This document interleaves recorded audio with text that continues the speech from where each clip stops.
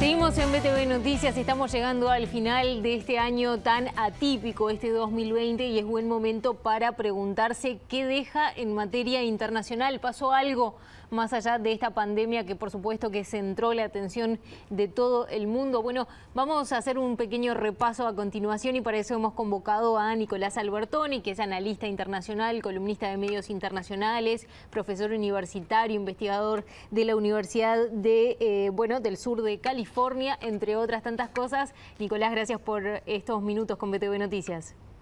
Un gusto saludarte, Valentina. Bueno, yo empezaba planteando, antes de empezar a algunos temas puntuales, pasaron cosas en el mundo más allá de la pandemia, ¿no?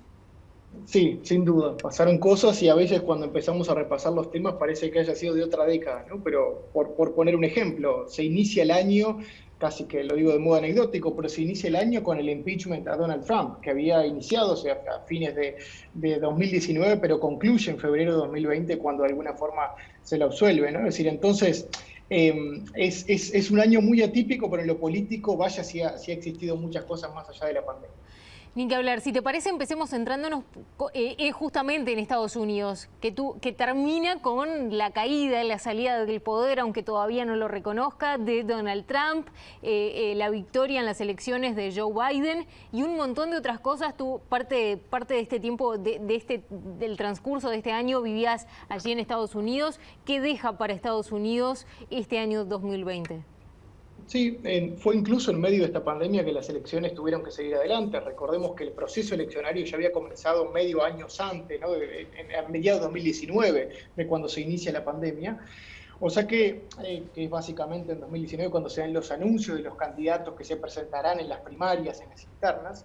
Y ahí ya vale recordar algo, los demócratas llevaban 20 precandidatos a la elección. Obviamente, como sabemos, el pasado 3 de noviembre se confirma que la fórmula Joe Biden y Kamala Harris obtiene la victoria, que asumirá ahora el 20 de enero, pero en el medio transcurren mucha cosa, mucha política, vamos a decir, en los Estados Unidos, y concretamente a Donald Trump, que lo tuvo caminando solo en la interna republicana, porque casi que fue anecdótico quienes han competido con él en la interna republicana, pero después sí se lo tuvo que ver con Joe Biden en el Partido Demócrata, que perdió.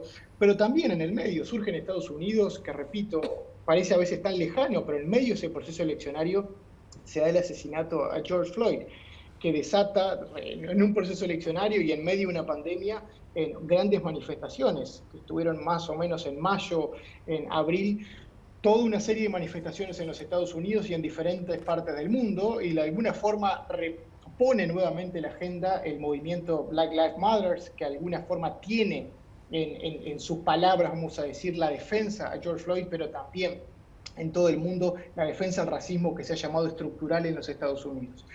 Entonces, por lo menos concentrándonos hoy, la que sigue siendo la principal potencia mundial como Estados Unidos, un año también bastante movido en lo político, ¿no? Ni que hablar. Otro de los temas que ha estado en agenda a lo largo del año y en realidad de los últimos años, pero parece llegar a un punto final o al menos a una conclusión, aunque hay que ver qué tan beneficioso es para el Reino Unido, es justamente el proceso del Brexit. Esa separación con Europa también ha sido parte de temas centrales a nivel internacional de este año. ¿Qué termina al pasar en limpio, digamos, al pasar raya, qué termina dejando ese proceso para el Reino Unido y para Europa? Sin duda, primero recordar que la estrategia de Boris Johnson fue discutida, no digo, pero de alguna forma fue salir y después pactar las condiciones, ¿no? Que era un poco lo que se oponía al revés de sus contrincantes que decían pactar las condiciones y después salir. Lo que dijo Boris Johnson, de alguna forma ya decidimos nosotros salir, algo que se había decidido en un referéndum de 2016, por lo tanto salgamos y después negociemos. Y es lo que estamos viendo por estas horas, de hecho, porque el 24 de diciembre se concreta de alguna forma un acuerdo entre la Unión Europea y el Reino Unido para ver cuáles van a ser las condiciones de esa salida. Lo que sabemos, y esto es por estas horas, sabemos que es un documento de 2000 páginas y fija pilares básicamente para cómo va a seguir la Asociación Económica y Social de la Unión Europea, con un miembro que, recordemos, llevaba casi 50 años en la Unión, ¿no? Entonces, es un elemento que hay que corregir muchas cosas y también dar señales, que es lo que se está diciendo de la Unión Europea, que no le cueste tan fácil al Reino Unido salir, porque si no generaría un efecto contagio que puede ser muy peligroso. Si todos mantienen las condiciones ante la salida de la Unión Europea, bueno, ¿por qué otros no plantearse el mismo escenario? Entonces, desde la Unión Europea lo que se ve por estas horas es que todo lo que se haga en cuanto a comercio de bienes y servicios sea obviamente beneficioso para ambas partes, pero que también muestre que no es lo mismo estar en la Unión que estar fuera de la misma, ¿no? Otro punto central que vale la pena, en el que vale la pena detenerse es que deja este 2020 que tuvo que atravesar la pandemia para las democracias en general. Estábamos viendo recién, bueno, que se sale Donald Trump de una de las principales potencias con un discurso que es calificado por muchos como populista. También está lo del Brexit, que generó algunos cuestionamientos al sistema político. Bueno, ¿qué deja y qué desafíos le genera para adelante a las democracias en el mundo? Sí, sin duda. Y ahí está bueno resaltarlo, lo que a veces llamamos en ciencias sociales los efectos causales, porque yo creo que va a haber una tentación tras la pandemia en algunos años de asignar todos los cambios que vamos a ver en el mundo que se viene a la pandemia, pero justamente en esto que tú preguntas, en las democracias, en los populismos, ya veíamos muchos cambios previo a la pandemia. Lo que ha hecho la pandemia, de hecho algunos personas que también han seguido esto, dice, va a intensificar lo que ya veíamos, las cosas buenas algunas, pero también las cosas malas, y los populismos es una de ellas.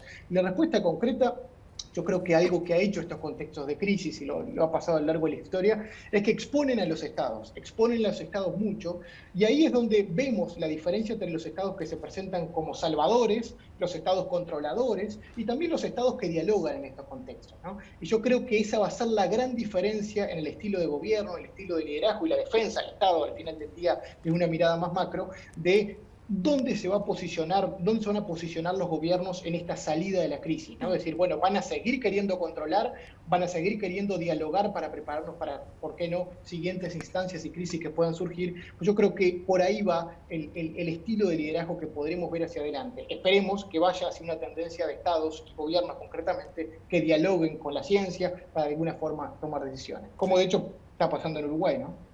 Para finalizar, Nicolás, te propongo ver el tema comercial. Se empezaba el año, allá por enero, febrero, se hablaba, por ejemplo, de la guerra comercial entre Estados Unidos y China. ¿Qué pasó con el tema comercial en todo este periodo y qué deja justamente? ¿Cómo están alineados ahora las fuerzas? Leía en una columna tuya en el New York Times que decías que, bueno, que América Latina tal vez está quedando por fuera de la conversación de los avances comerciales que están ocurriendo en el último tiempo. Así es, yo creo que por ahí pasa, Valentina, el análisis de ese punto. Efectivamente, la guerra comercial era quizá la gran noticia 2019, inicio de 2020, pero después, ante el proceso electoral en Estados Unidos, más que también todas las economías, en el caso de Estados Unidos y también China, tuvieron que concentrarse en los desafíos domésticos que tenían, la guerra comercial quedó un poco al costado también. De hecho, era mucho de la retórica cuando uno la analizaba y había pocas concreciones en cuanto a lo que se llamaba la guerra comercial, pero surgieron dos hechos concretos que me gustaría resaltarlo. Primero, la conclusión de la Asociación Económica Integral Regional, se le ha llamado, pero en concreto es un acuerdo, un bloque comercial conformado, entre otros, por China, Japón, Corea del Sur, en el que también están Australia y Nueva Zelanda. Fíjense que en conjunto componen el 30% del Producto Mundial, ¿no? Es decir, estamos hablando de un gran bloque que se presenta a trabajar en conjunto, a tener un acuerdo en conjunto, y hay dos claves actores como son Australia y Nueva Zelanda, competidores de América del Sur. Y después también otra serie de acuerdos que empiezan a surgir, ¿no? El ya concretado hace un tiempo, el Acuerdo Transpacífico de Comercio, básicamente en el que está integrado Japón, Australia y Nueva Zelanda, el que había salido Donald Trump a pocos días de iniciar su presidencia, pero sí se concretó sin Estados Unidos.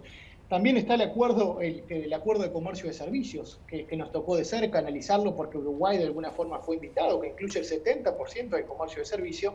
Y entonces, ¿cuál es el punto? Estos acuerdos se empiezan a concretar, se concreta también el acuerdo de asociación económica digital entre Chile, Nueva Zelanda y Singapur. Concretamente este último se concreta en este año y el primero también que hablábamos. Quiere decir que el mundo se siguió moviendo en materia de acuerdos comerciales. Yo creo que es clave que América Latina y concretamente Uruguay puedan de alguna forma acercarse a ese dinamismo para no quedar retrasados.